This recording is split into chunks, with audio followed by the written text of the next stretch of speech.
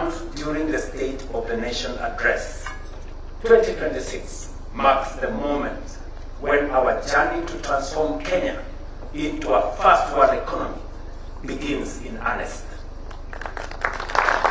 What matters now is execution. But to speak honestly about the future, we must begin with the truth about the present. Today, nearly 4 in every 10 Kenyans live below the poverty line.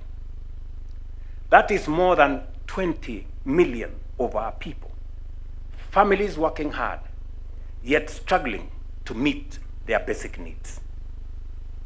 While we have undertaken deliberate policy interventions to create employment under the bottom-up economic transformation agenda, too many of our young people, especially those entering the job market, still wake up every morning without work to go to. This is the reality we are determined to change.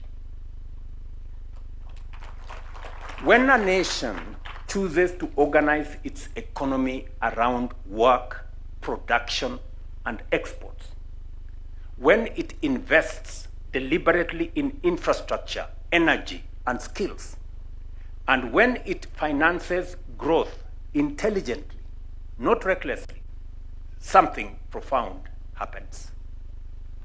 Poverty recedes, jobs expand, and dignity rises.